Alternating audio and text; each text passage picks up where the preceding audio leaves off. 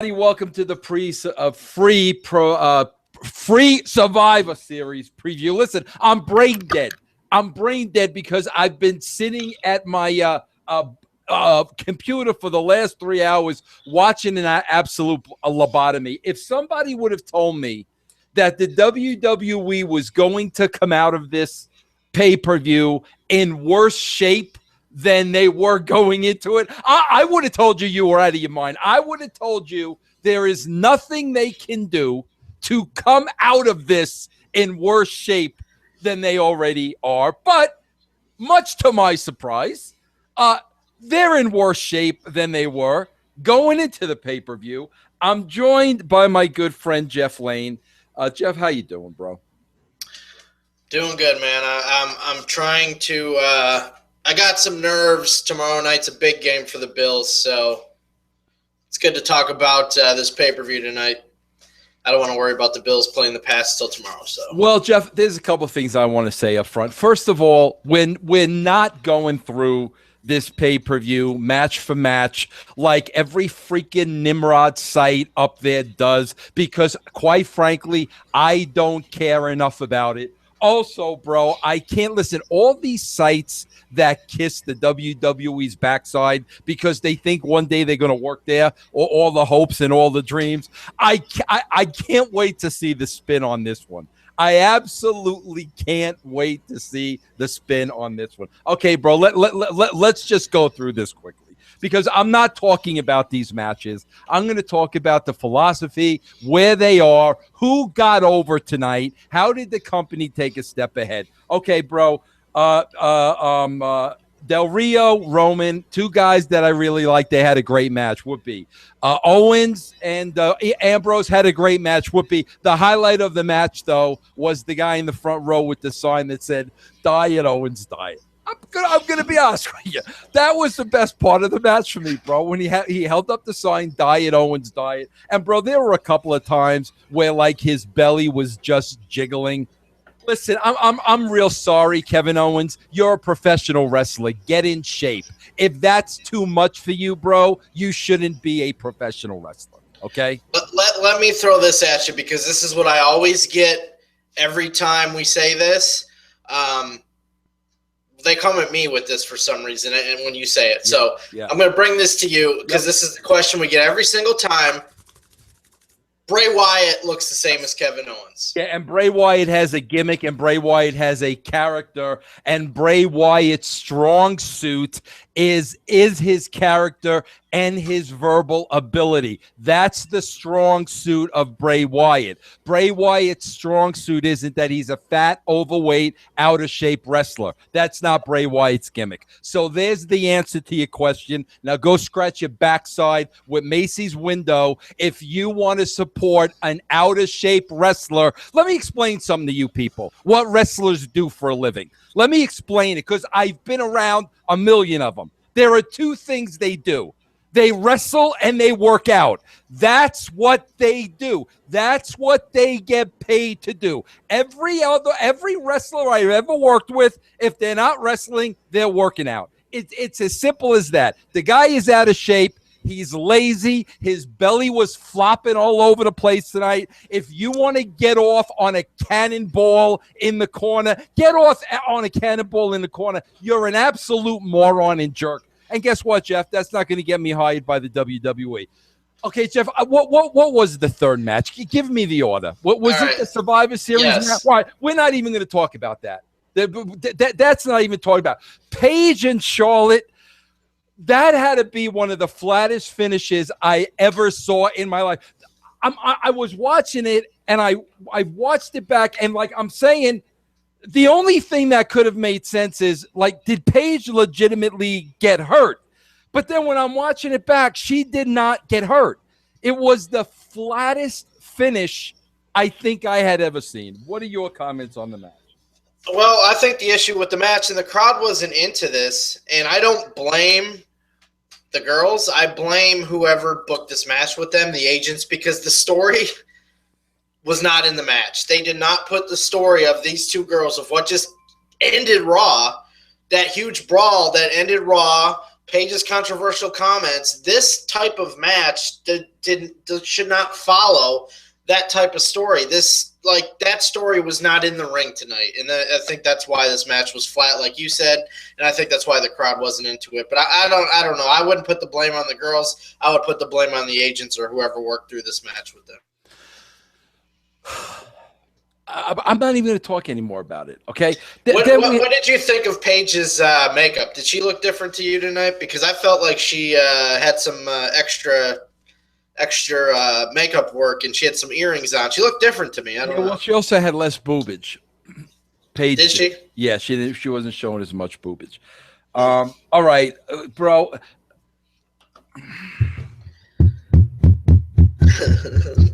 Sorry. If I was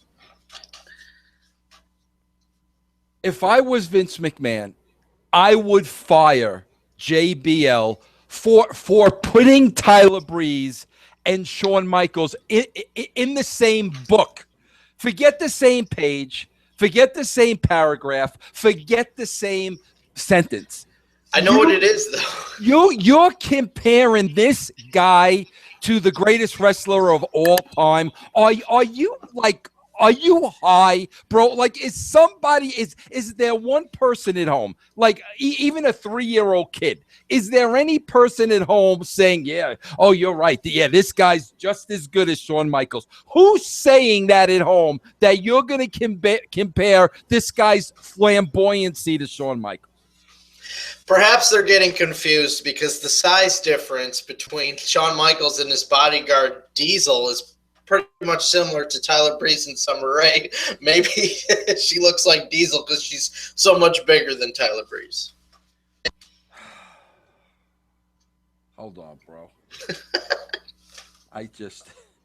But listen, I want to look at, all jokes aside, bad jokes or not, look where Dolph Ziggler was last year at Survivor Series, and look at where he is right now after this Survivor Series. Total annihilation of an over character in a year.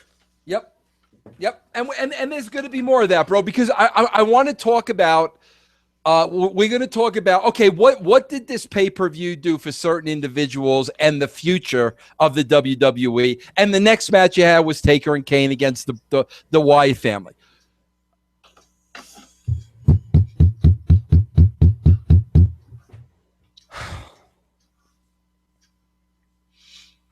Bro,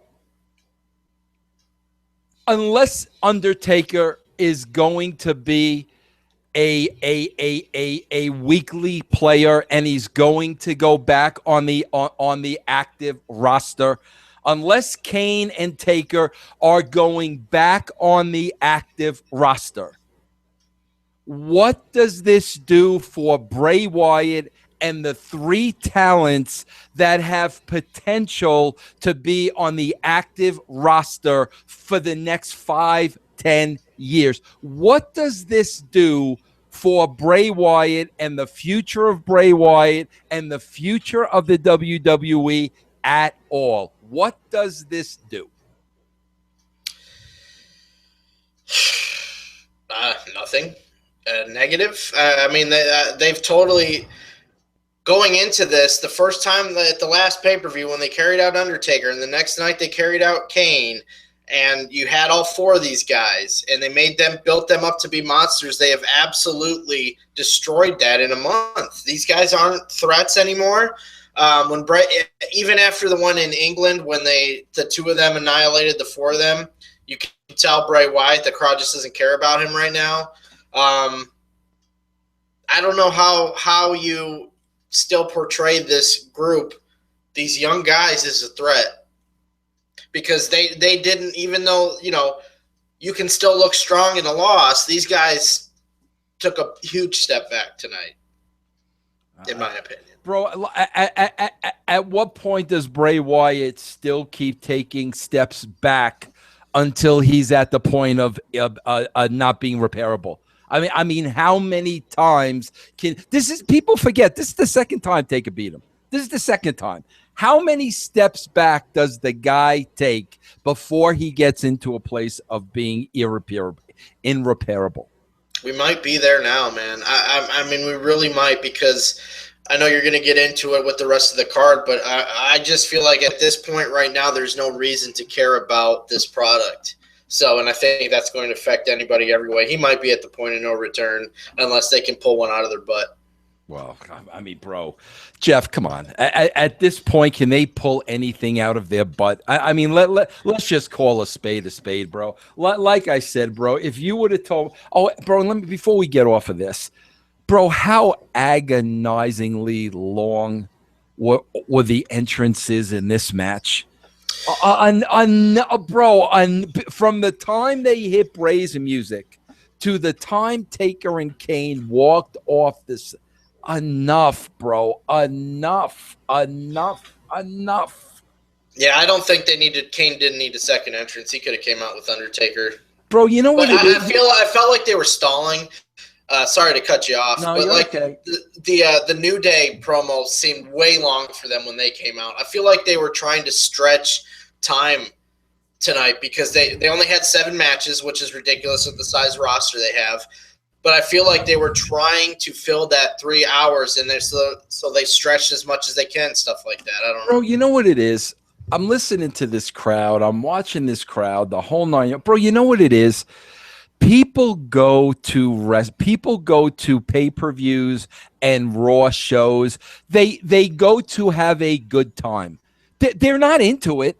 They're really not into it. Bro, it's almost like they're mocking what they're saying. It really is, bro. Like, that's almost what it like. They go, they bring their family, they bring their kids to do the yes. That was awesome. Diet, Owens diet. You know, they do all this, bro. They go there to have a good time, but they don't care. They're not emotionally invested in this. They really don't care. That they go to the show to have a good time. Yeah, it seemed the crowd a lot of time, and it's not like this in every city, but you know, like where the Phillies and the Chicagos and stuff, I don't see that in their crowds on TV, but you see a lot of these families. It reminds me of like a Disney on Ice or something, or a Globetrotters, where you go, let's just watch. It was a great spectacle, but you really, like you said, you're not bought in. You know what I mean? To what's happening. Right. That's what it is. And like I said, it's not how it used to be, you know. All right, bro, listen. I said all along, because I know Vince McMahon, going back to before the Royal Rumble when this whole mess started, okay, Roman Reigns was going to be the babyface champion. That's how Vince said it. He's got all the attributes of a Vince McMahon champion. He's got the look. He's got the body. He's got everything. And he was going to be the babyface champion. Of course, it all started at the Royal Rumble where they got rocked by the Philly crowd because of very bad booking, and they booed Roman Reigns out of the building. So they had to almost repackage Reigns, but Vince was not moving off of, this is going to be my babyface champion. Bro, here's what people have to understand. Between me and all these other nimrods with their freaking internet shows and ridiculousness, okay? I worked with Vince McMahon. I worked side by side with the man for 5 years. I know how he thinks. I know how his brain works. And once in his mind, Reigns was going to be the babyface champion, then by God, Roman Reigns is going to be the babyface champion.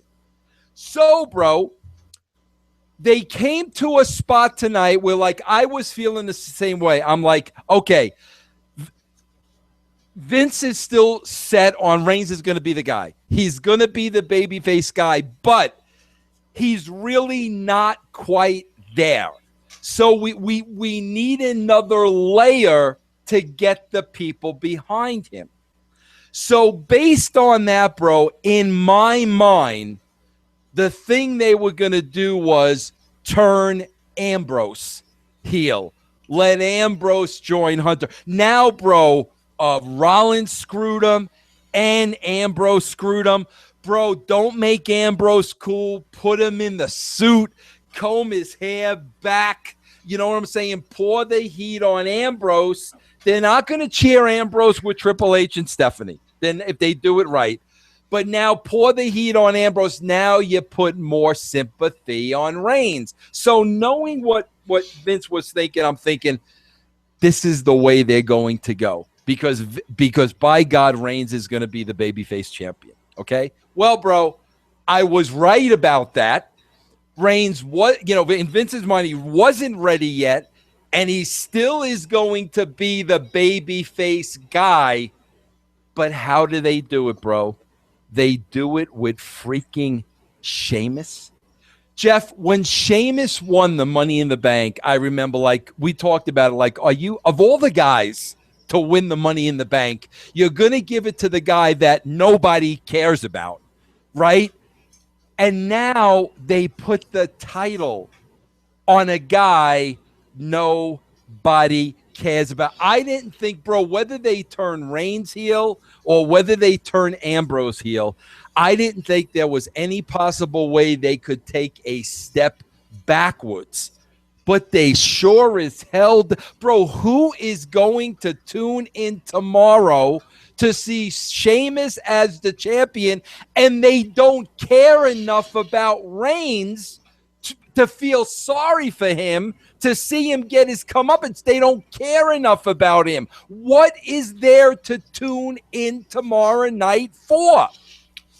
They killed Reigns' the chase for the title. That's gone. He had it. He won the title.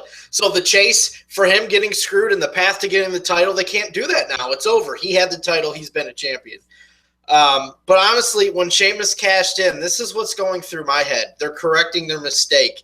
They're getting it out of the way. Let's have him cash in the Money in the briefcase. Let's have Reigns beat him. We'll have, Reigns conquer this whole tournament and beat Sheamus to solidify him as the champion. And then we can correct our mistake of Sheamus with this Money in the Bank because he's not over and nobody cares about him. That's what's going through my head at this point. Absolutely blown away that they gave him the title. Yeah. But Jeff, not only that, remember how we were talking about, okay, what losing to Taker and Kane, did what for your roster? They're not coming back anytime soon. And another loss for Bray Wyatt. Bro, forget about Sheamus and Reigns. What did this do for Dean Ambrose? How did Dean Ambrose get elevated out of this? Whereas they could have elevated him by him being the sellout and him going with Triple H and him. That would have elevated Dean Ambrose.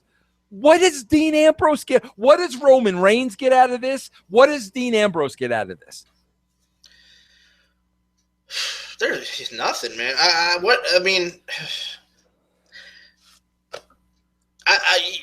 There's no way that the writers of this show are thinking this process. It's Vince McMahon. Forget the writers. They're peons. They're nimrods. They're idiots. They're yes men. Wipe them all out with one slate. Let's call a spade a spade. I'm not afraid if he gets pissed off. I don't care. It's Vince McMahon's company. He's making these decisions, period. Bro, it's like not blaming Dixie Carter for the cluster, of TNA. It's Vince McMahon. Let's just cut to the chase. Well, then Vince McMahon is not sitting there thinking, how are we going to improve every single guy on the show? There's no way, because who, like you said, who improved tonight? Tyler Breeze? Maybe. I don't think anybody still cares about him. The gimmick's terrible. Nobody cares. Nobody cares about the Survivor Series match. Undertaker. Thing, bro, wait. I gotta stop you right there for a minute. Because you're missing the little details. All right. The little details are, okay, bro. Here's Tyler Breeze. We're gonna bring him in fresh. He's not going to have any vignettes. There's going to be no story building. There's going to be no character developed. There's going to be no storyline, nothing. But this is how we're going to get him over. You ready, bro? This is the meeting that goes on there. I love to be. All right, guys. This is how we're going to get Tyler Breeze over. Okay, listen. We're not going to have any vignettes. We're not going to have any storytelling. There's going to be no buildup. None of that is necessary. The way we're going to get over is we're going to give him these boots with fringe. And when his music plays and he comes through the entrance, you're ready for this now? You ready for this? We're only going to shoot his boots.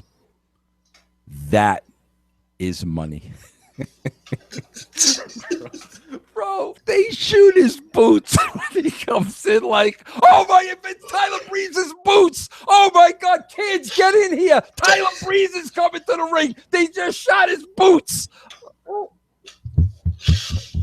What is Jeff? I spent over a good hour on the phone last night with the Heartbreak Kid. What is this? How did we go so far away from this business that so many people, the masses, the world loved? How did we get so far away from this, bro?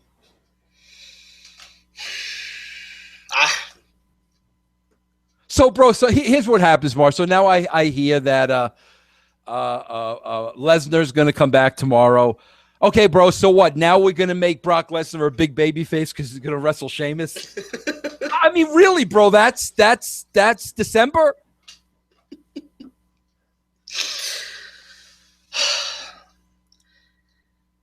Ed Ferrara had the tweet. He had the tweet of the night. It really sums up everything. I got to find this thing. Bro, I feel like I'm thinking about busting myself open with this mic because I got two highlights out of this tonight, Jeff. There were two highlights for me. There was Rudy again in Roman's face yelling 2 inches from stage, Roman! That was highlight number one. And highlight number two was the Diet Owens diet guy.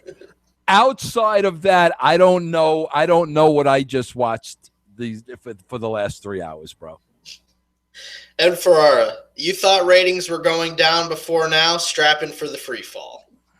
Tone deaf booking. But seriously, I mean, I really... Tell me what the viewer has to be excited about right now with this company. What's so exciting going into tomorrow night? I want all those people that are putting the WWE over and how great the matches are and everything, and hopefully we'll work there one day. Why are people tuning in tomorrow? After this show, why am I watching tomorrow? Who the Bills playing tomorrow? Patriots, man. Are you kidding me? Are you kidding? Are we going to tune into Bills Patriots or are we going to tune into Sheamus? Well, you know my answer, but it's not because it's just because it's the Bills. It's not because I would be watching Raw for this, but I'm not watching Raw tomorrow because the Bills are on. Can I say something else too that's going to be so politically correct? I don't care. Incorrect, you mean? Probably incorrect. Incorrect. Yeah, I made the decision. I'm not going to care about politically correctness anymore. Okay, bro. A week ago, okay, Ryback lost to a midget. Okay, bro? The second Ryback lost to a midget. Now the feed me more chants are now they're funny. Now, bro, when he feed me more. I'm a 54-year-old man, and I'm saying, brother, you lost to a midget a week ago. What do you want us to feed you? If you can't beat a midget, what can we possibly feed you? What do you want, bro? You want cream puffs? You want yodels? You want Twinkies? You lost to a midget, and you're standing there, feed me more. But that's what I mean, bro, because the people in the audience are doing it. Feed me more. That's why it's like they're going to play along with all the stuff that's happening. They don't give a crap, bro. It's sad, man. I mean, I think half this time I'm laughing just to make myself feel better because the state of it, it's really sad. This is a great business. And now it's just turned into an absolute mess. What is it turned into, Jeff? What is it? I don't know where you're going here. It's a parody of itself. Yeah, yes. This is a parody of a wrestling. And bro, I got to tell you something else too. The fans are becoming a parody of fans. Like they're literally becoming a parody of fans that they go along with everything, bro. No, bro, Jeff, bro, go on the internet tonight. Owens and Ambrose was the match of the year. Charlotte and Paige was the match. You know every single thing they're going to say, bro. They'll put over Sheamus by nobody saw it coming. Yeah, nobody saw it coming because it sucked, bro. Because it was the worst thing they possibly could have done. Nobody expected that these people over there were that brain dead. Of course it was unpredictable, bro. Even the crowd was like, are you kidding me? Like, I mean, it was just like balloon. Oh, God, bro. I don't even know what to say anymore about this. I just like legit, if someone's putting over this show, it's only because they just want to. Because everybody else is crying on it. There's no logical reason. Yeah. If you understand the business and you understand dollars, because that's what this is about, profit, there's no way you can say that this is the right business move. Anything that happened on this show tonight. And let me tell you something, bro. Let me break the news to everybody out there. If you don't think that every man and woman that ever laced up a pair of boots don't feel the same way we do, you are out of your freaking mind, because every one of them do. Every one of them thinks this sucks. Out of respect, they're not saying anything. But you know what? I don't have to respect these guys, because in my mind, they're killing what these guys built for them and everything that happened before these wannabes took over. They're killing that. And the boys feel the same exact way, and out of respect for wrestling, because that's how the boys are, bro. There's a code of honor, but out of respect for wrestling, they're not saying anything. But bro, go back, listen to the Austin podcast carefully. Listen to the Jericho podcast carefully. How many wrestlers have come out and actually put professional wrestling over in the last year? How many? Terry Funk did an interview pretty much saying that everybody's praising all the Japanese wrestling and New Japan and this and that, but it's killing the business. Yeah. And bro, you know what Mick Foley came out and said the other day, which I couldn't believe, which I said about a year ago, and they wanted to hang me by my toenails. He said the NXT crowd makes it hard to watch.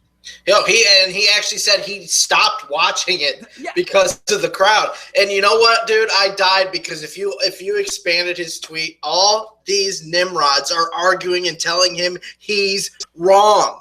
And this is where I know that the wrestling community, and no, I'm not talking about everybody, I'm talking about this specific group of people, the ones that are arguing with Mick Foley about that, they've all lost their freaking mind.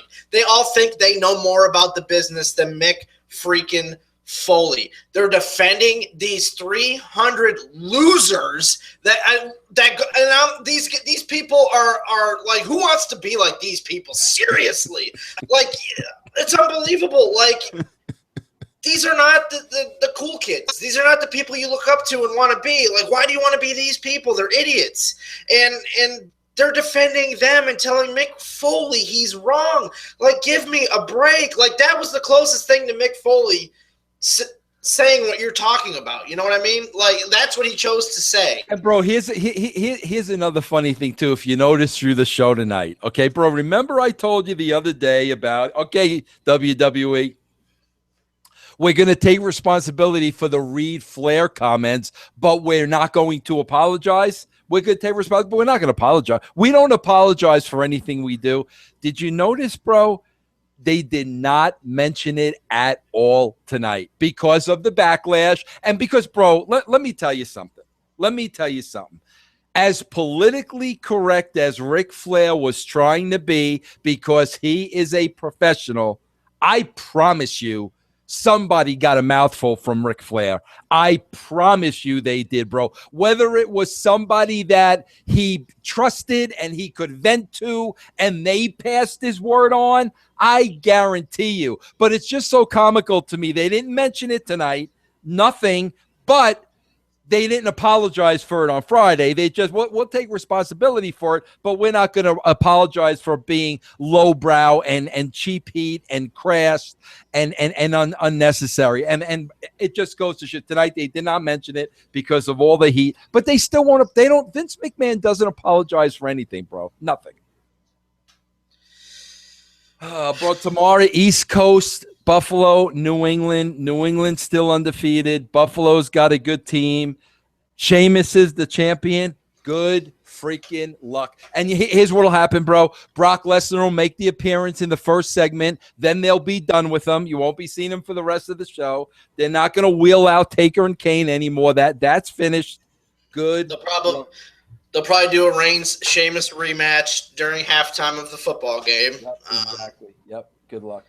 Just, I don't, like I've said it before, we're living the death of pro wrestling right now. We're living it every single day. Bro, I'm sitting here, I'm watching it on this very computer. As you can see, I still got the football game on behind me. And Jeff, I'm watching this, and there's no emotion in me at all. There's no, bro, I swear to God, I can remember vividly. Jeff, what WrestleMania are we going on? This year coming up will be 32. Okay, 32. Jeff, I remember vividly WrestleMania 3. 29 years ago. Now, bro, you got to put everything in perspective. 29 years ago, I was still 25 years old. I was not a kid. I was 25 years old. And I remember WrestleMania 3, and I remember pay-per-view packing out my house. And I can remember Andre and Hulk, bro, every move, like you thought that was it. You thought, 25 years old I am now, bro. I'm sitting here for 3 hours. Nothing evoked one emotion in my body. It was like, this is a job. We're going to do a free preview after this show. We've got to watch this. There was not 1 ounce of freaking emotion, bro, in my entire body. Same, man. I remember WrestleMania 15. I was 20 years old. Same thing, dude. Like all that entire week, that's all we talked about leading up to it, me and my buddies. And we all got together to watch it. And Austin and The Rock, I mean, it was a huge deal. And now I'm telling you, man, like I wouldn't have even watched this tonight if it wasn't for this. I wouldn't have. And you know what's so funny, bro? What I'm noticing more and more and more and more, listen to how many freaking times Michael Cole says, that's the move that's going to beat him. That's the move that's going to do Paige in. That's the move that's going to finally put an end to Reigns. Listen to how many times he says that when every wrestling fan knows how every match is booked. You know when somebody's going to kick out, you know that's not enough to beat anybody. Listen to freaking Michael Cole. Every move is the finishing move. It's like these guys are in such a bad funk, bro, and they're so stuck in this wrestling cookie cutter way. Bro, I heard freaking a line from Peyton Manning today, which hit the nail on the head. Peyton Manning said, great players don't just want to play the game, they want to change the game. Great players want to change the game. Here's the scary thing, bro. I think they think they're changing the business. I really think they believe they're changing the business. But bro, there's a point of, following numbers. And bro, listen, we only know the television ratings. Okay? We don't know the house show numbers over the past 5 years. We don't know, bro. We don't know merchandise numbers over the last 5 years. We don't know what kind of advertising numbers they're bringing in over the last 5 years. All we do know is there has been a steady decline in the ratings. Here's the thing, bro. You think you're changing the business? At some point, you've got to look at the ratings, and there has to be some kind of an uptick for you to be able to say it's catching on. It's catching on. It's starting to catch on. It's starting to work. You know, stay the course. People are starting to get with it. How long do you have to go to continue to see a decline till somebody says, wait a minute, this is not working, people? That's the problem, bro. The only one that can say that is Vince McMahon. He's a 70-year-old man. I'm sorry to say this. He doesn't have it anymore. Bro, at 54, I am nowhere as sharp as I was when I was writing WWE TV at 34. I could tell you that right now. I am no way as sharp. But, bro, I ain't 70. So the fact of the matter is he's 70. He is not on the ball. He's nowhere close to the ball. And for his own good, nobody in that company has the balls to tell him that in a nice and polite way. Nobody. So what they're trying to do is they're all trying to please a 70-year-old man, and the only one that likes it is a 70-year-old man. And that's why I don't see this changing anytime soon, bro. Let me ask you this. Going back, you look comparing to the 95, 96 era, the TL Hoppers. Bro, and the you got Goons new baseball players behind you. Yeah, I do. I found some of my old starting lineups. What, are they all Yankees? No, I got Roger Clemens, Ken Griffey Jr., Mark McGuire. I got Mark McGuire, Oakland A's one. Bro, you can see on mine when I talk. You see on mine on the little shelf there, all those starting lineups I got? Yeah, I found these at my parents' house. Okay, all right, go ahead, bro. They caught my eye. I don't want to. That's all right. I just want you to compare this state of the business creatively to that era. Because, listen, two things stick out to me. A, even though the WWF was so bad then, WCW saved the business. You know what I mean? Yeah. WCW changed the game. Yeah. Yes. At this point in time, we don't have that. Okay, so that's not going to happen.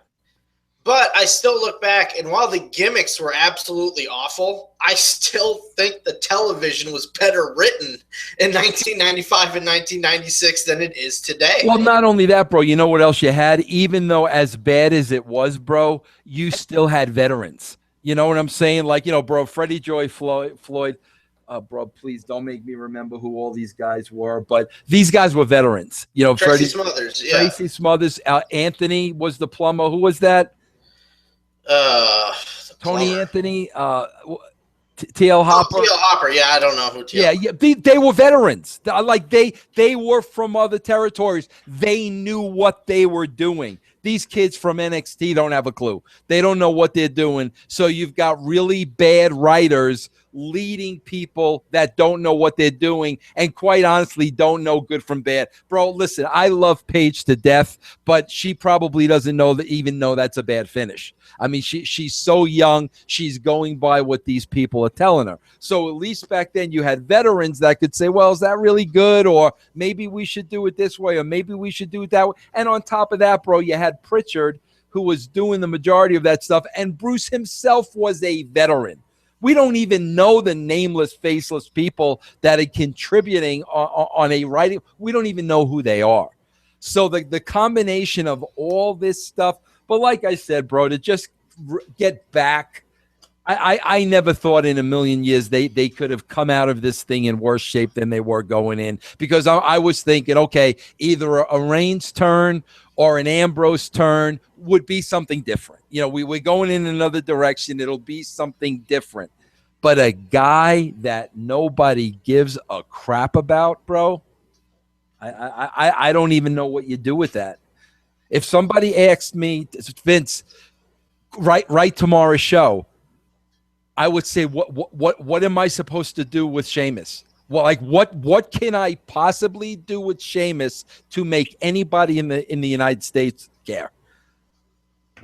Yeah, I don't my initial reaction was you just put the belt on a guy that's not even over in the mid card spot. You know what I mean? You said a month or two ago they will be below 2.0 before January 1st. Yes. Does this reassure your prediction? Yes, absolutely. And that's the thing, bro. People still 15 years later, you want to talk about David Arquette. Two things about that. Okay, first of all, the next day, people were talking about David Arquette. Nobody's talking about Sheamus tomorrow. Okay, and secondly, that was a hell of a lot more interesting, and I certainly was going to tune in the next week to find out a freaking celebrity backed into the belt. What the freak? How is this guy not going to get killed? I definitely am more interested in that than Sheamus being the WWE champion. I don't know. I mean, I don't think the ratings for tomorrow night will tell the story. They should be up. It's coming off a pay-per-view, but the last two pay-per-views, they haven't been. Jeff, they won't be up. They will tell the story. I'm telling you. Yes. Bro, listen. When I know the ratings are going to go up, like I'll say the ratings are they're not going to go up tomorrow, bro. The combination of you're going to have the entire East Coast watching the football game. Sheamus is champion. Nobody freaking cares. They'll play the Brock card in the first segment. Then there'll be nothing. Everything's going to be a rematch. Bro, you'll see tomorrow, I promise you. The finale, it's the fall finale tomorrow of a Blind Spot, and it looks like and it looks like she's in trouble. She's in all kinds of trouble. Jane, all kinds of trouble. It's going to tell you so. Jeff, tell everybody about the $1.95 gimmick. $1.95. The membership. Let's get $3.90. Come on, Jeff. Yes, Code Word Brand. You're watching this for free. If you haven't tried us, please go to VinceRussoBrand.com. Click that red subscribe button and put in the code word brand. You see it on Vince's screen when we cut back to him. Code word brand. You will get $3.95 a month, all our VIP features for life until as long as you keep your membership active. Now, you can opt out, cancel, whatever at any time. I don't believe you will want to. If you're here, you like good wrestling shows like we do, and we're discussing one of the best eras of all time right now in our VIP section, and that is the Attitude Era of the WWF. So every week we are going through episode by episode of the Attitude Era. We're getting Vince's producer and writer commentary, behind the scenes info on each episode. This week we are up to March 30th, 1998. It is the night after WrestleMania 14. You get those every week. You get exclusive video interviews. We got China up right now. We got the Headbangers up right now. We got tons of stars coming up. You get Vince's Bucket Full of Chicken Necks every Wednesday. You get Lions, Tigers, Bears, and Dirt every Friday, where we discuss the news and rumors on the dirt sheets for the week and give our personal takes and opinions and thoughts on them. Did I miss anything in all of that? No, we're going to have part 2 of the Headbangers this week. That was a good interview with the both of them. Also on Vixens Who Rule Tomorrow. Shelly Martinez, bro. Shelly Martinez. People will know her from TNA. She was at the WWE. She does a lot of acting in Hollywood, in LA and stuff. She is such a unique character, bro. Every conversation I have with Shelly, I love, and she will be on Vixens Who Rule tomorrow. Yeah, and if anybody only watches WWE, didn't watch TNA or whatever, she was Ariel in WWE. Man, I remember this one match. Kevin Nash's foot choke in the corner where he grabs the ropes and he puts his big foot up. Yeah. She did that in a match, freaking short skirt and a thong. Oh, forget about it. Oh, forget about it, yeah. Like it was nobody's business. Yeah. I was like, holy cow. Yeah. All right, well, Jeff, let's get this bad boy posted so people can go listen to the burial tonight. Listen, but again, if anybody wants to defend that, by all means, feel free. But listen, you're going to have one heck of an argument to change my mind, because I don't know how anybody puts any kind of a positive spin on that show. And I was really looking for something different at the end, and we got something different, all right. But I don't think it's what the WWE needed. But that's it for now. I'll be back tomorrow with Vixens. Then Jeff and I will be back Tuesday looking at the Attitude Era. Thanks for joining us, everybody. Good night.